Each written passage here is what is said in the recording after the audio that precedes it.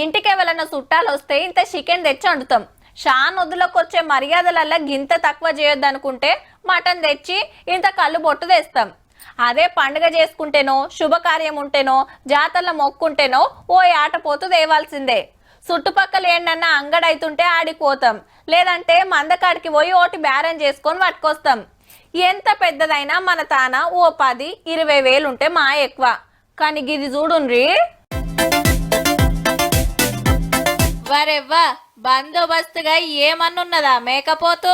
పొడుగు సుత చిన్నగా లేదు. నచ్చిందంటే రేటు చెప్తాం మరి. और इसके पैसे मांग रहे 2 लाख रुपए. ఏ ఎంత? ఉత్త 2 లక్షలే. వామ్మో, గా పైకం పెడితే 10-15 ఆటలు కొనొచ్చు అంటారేమో. ఇదొక్కటే 10 ఆటలకు సమానం. మరి 3.5 అడుగుల పొడవు, 120 కిలోల బరువు ఉంటదట. తక్కువలో తక్కువ కింటా మటన్ వెళ్తుండొచ్చు. యాటల అంగడికి పేరు పోయిన రాజస్థాన్ రాష్ట్రం అజ్మీర్ సంతకు తోలుకొచ్చిండ్రు. బక్రీద్ పండుగ దగ్గర పడ్డది కదా, ఈ టైంలో ఫుల్ డిమాండ్ కాబట్టి తీరు మేకలు పొట్టేళ్లు తీసుకొచ్చి అమ్ముతున్నారు. ఇప్పటికైతే ఇదే బాహుబలి.